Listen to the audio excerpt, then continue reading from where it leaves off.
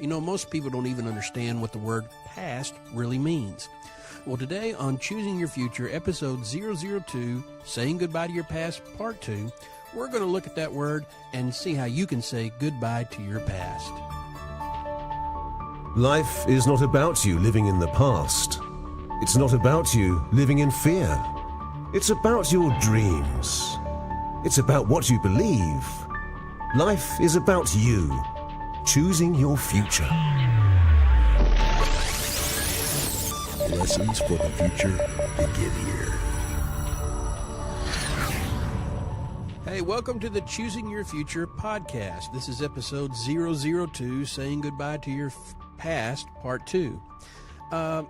Listen, before we get started, I want to thank WriterLock for help sponsoring this episode. And also, make sure you go to the Choosing Your Future website at choosingyourfuture.org. And also, you can also visit the section there where we got all kinds of merchandise. You can help promote Choosing Your Future, and also be reminded that you got some serious choices to make. By the way, if you like the podcast, if you like the show, share it with somebody. There's some share links there, and also you can go to the website and share the podcast with other friends and help them as well.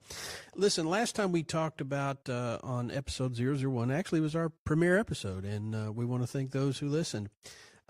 We started this series on saying goodbye to your past, and this is going to be a multi-part series. But one of the things that we dealt with in the last series was actually exploring the mind and how the mind can't tell the difference between reality and what's not real.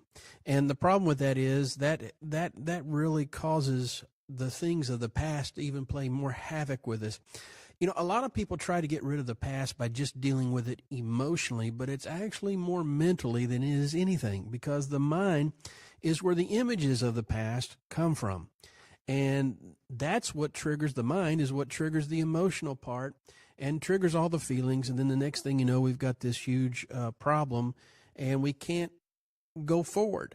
Well, I'm just going to recap on a few little things that we talked about in the last episode, and one was the very fact that your mind is a powerhouse. I mentioned that it can do 10 quadrillion things per second, which, like I said, most of us can't even figure out how many zeros that is, and it does 6 trillion things to 60 trillion cells in your body every second.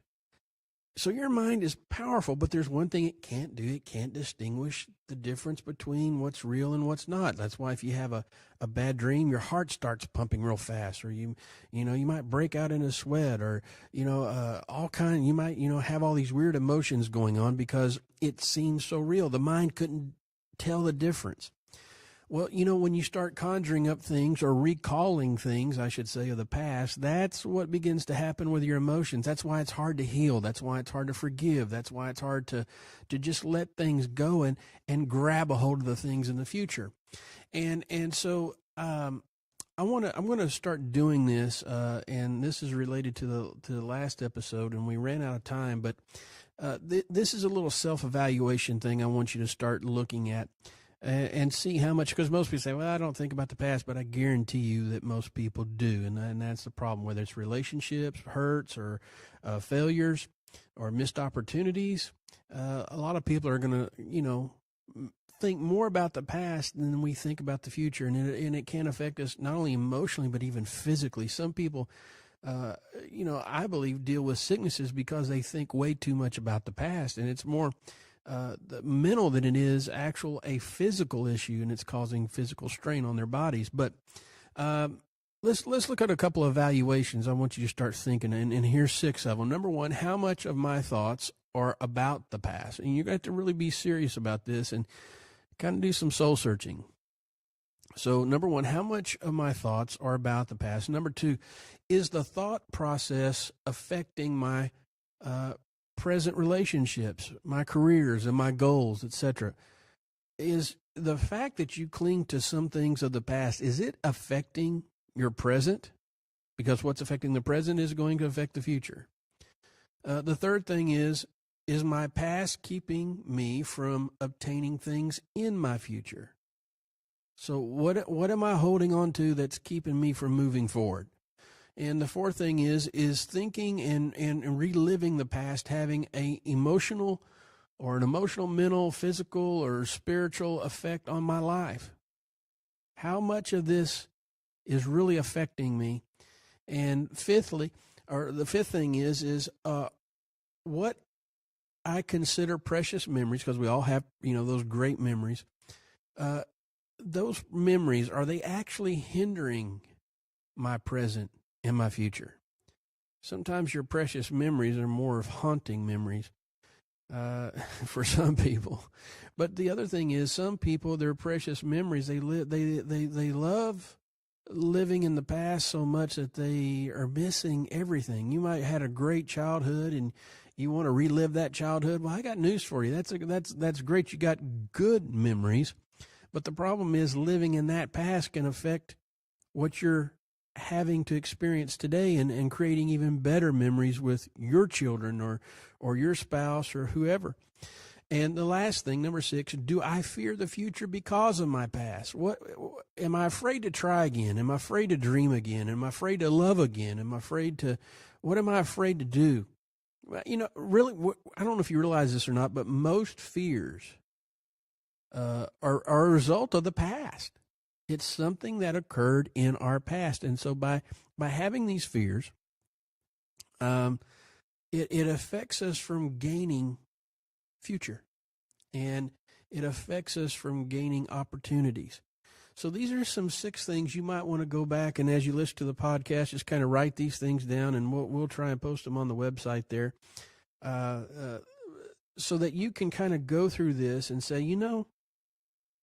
what am I really dealing with? Let me be honest for the first time, maybe in a long time, some of us, because it's easy to bury things down. And so in this episode, though, we're going to deal with, we're going to deal with the word past. And most people don't really understand what that means.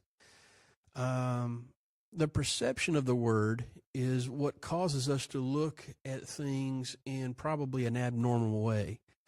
And, you as a human being are always moving forward. You can't go backwards. There's no way to go back. I mean, time is moving. And as I look at myself in the mirror, I figure out I have used a lot of time. But I'm not as young as I used to be. Why? Because it's always moving forward. Therefore, I am a human being. Me as a creature, as a living person, as a living being that's sucking wind every day and exhaling, I am constantly going forward. I can't go past. I'm not even stagnant. I am constantly in a forward state of motion, okay? Now, so with that said, it's impossible to go back. I can't go back. Only me recalling my memory can go back. And sometimes that's what I bring into my future, my past, if I'm not careful. And we all do that. So the word past, I want us to look at it from a Hebraic point of view. And the word past in Hebrew is the word avar, which means past, P-A-S-S-E-D, meaning that which has passed. Okay, that which has passed. So many people think about the past so much. Their past is their present, but it's actually something that has gone by. You've listened to this podcast now for about, almost 9 minutes. It's gone by. Can't get it back. It's passed by. It's gone. Now, you can rewind it and recall it, but that same moment that you first listened to this podcast in the last 9 minutes and now 15 seconds is gone. You can't relive it. You can't get those moments back. The word future is atid, which means that which is to come. So the future is things that are coming, and past is that which is passed by. It's gone by. Let me give you an example. Some of you may be driving and listening to this podcast, and some of you may be sitting somewhere. But if you're driving, for instance, let's look at that. You're now driving, and chances are you're about to see a sign. That is the future. And now it's about to go by. Now it's past. It's passed by. It's gone by. You can't get it back. Okay? So many of us are trying to go back into something that's already not only passed by, but it is said goodbye. There's a lot of people trying to hold on to relationships where the other person has already said goodbye. They have passed by. And yet some people still hold on to the memories, whether it be even by death. There's some people that just can't get over some people dying, and they're trying to their best they can to relive all this. Well, to recall the past is trying to relive it, okay? And the strange thing about it is I hear people say, well, the future is more imaginary. You need to get your heads out of the clouds or whatever. The future still has possibility because it's that which is to come, not that which has been. So that which is to come has possibility. When that which is past has already gone by, there's no getting that back. So you tell me what's more real? Trying to live in something that is gone, or trying to live in something that has opportunity, that's still possible, that still has potential, that still has a probability to it.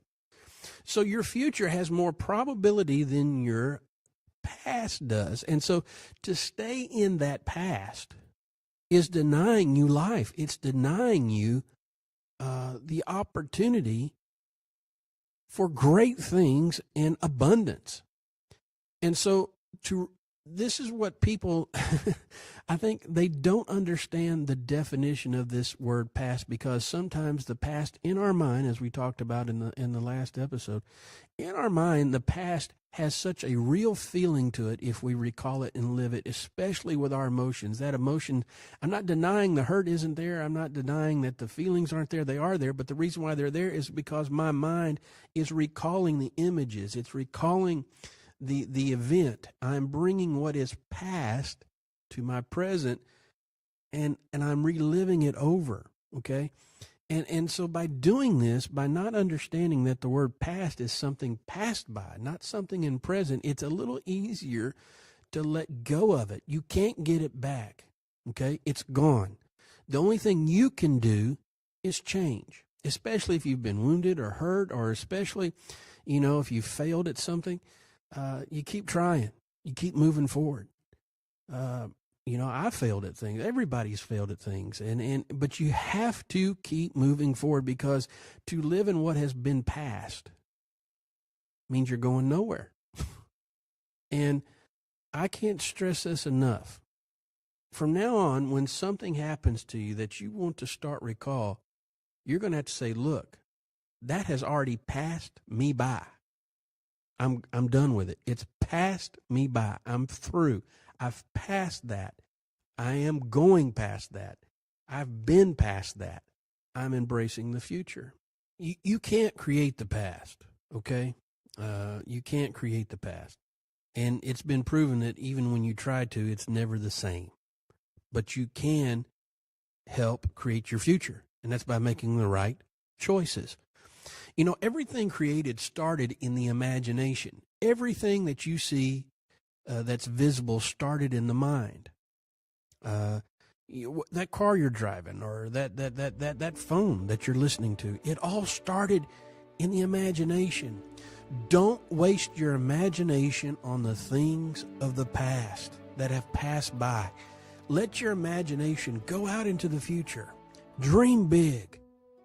Dream as far as you can go, because that's what's possible. It's not fantasy. It's possibility. And you have that right.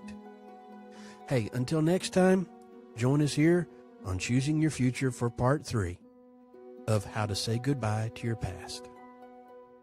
Whether you're a songwriter, inventor, author, or screenwriter, WriterLock brings security, letting you know who, where, when, and how people are listening and viewing your next big idea.